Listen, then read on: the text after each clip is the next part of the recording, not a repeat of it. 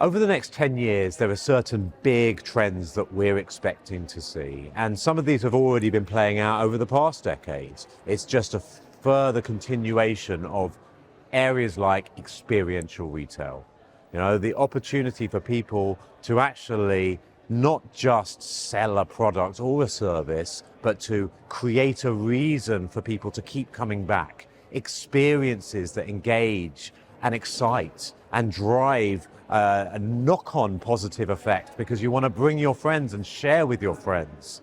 So experiences, almost thinking like an entertainment company, whatever you're selling or offering. And so there's something really big about doubling down on this high street as the experience. And everyone, doesn't matter what you're doing, thinking of yourself as an experience business. Another big trend that we're seeing here, and a number of the competitions we're running at savethehighstreet.org, we're giving businesses a chance to start on the high street by winning a competition before they take a longer term lease, these pop-up incubators.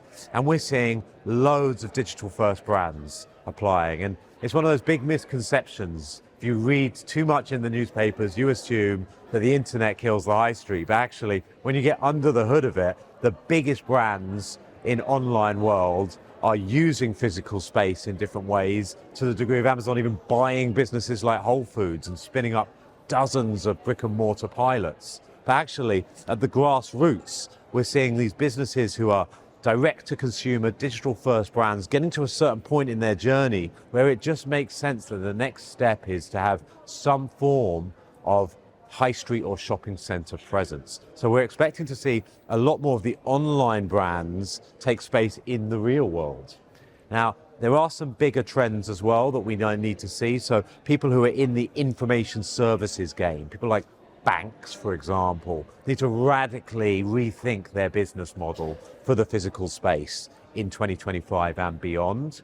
And we need to see certain types of businesses, given a shot to actually try and innovate. I mean, one of our competitions, we launched a pop-up photo studio that's going great guns in Asian markets into the UK and is already super popular. So new concept businesses done well, but also old businesses like florists built in a really modern way. We launched another business down in Guildford in one of the other pop-up incubators who's not a new type of business because they're selling, flower-related products and services, but they're doing it in an entirely modern way.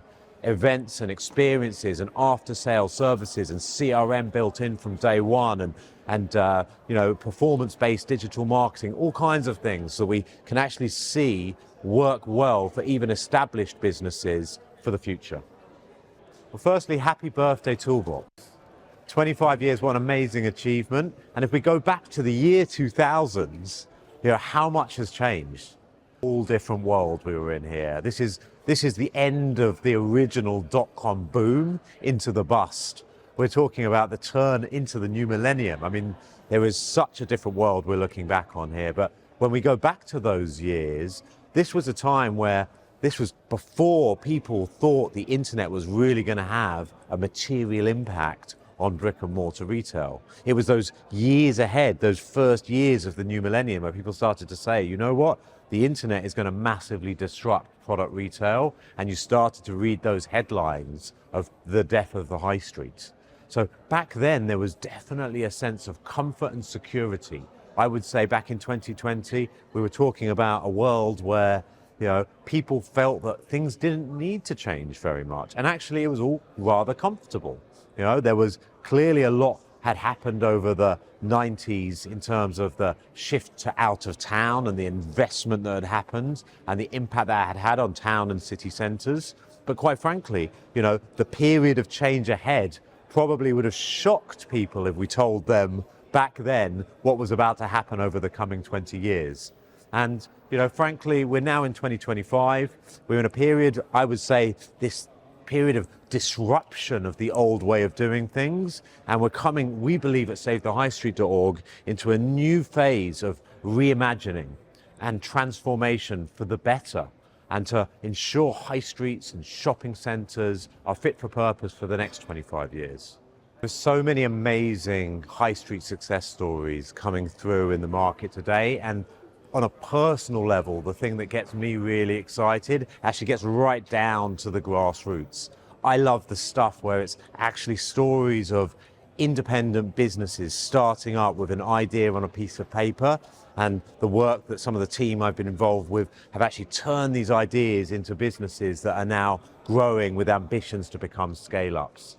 You know, we've got brands like Rita Botanicals down in Guildford, and Dan the Bike Man, and the guys down at Biotopia down in Hounslow, and the teams that we supported down in East London. There's all of these individual stories that on a personal level, I get very excited about that entrepreneur journey, and these people that actually got given the chance for the first time to try their business out and actually turned that opportunity into something that was fundamentally life-changing.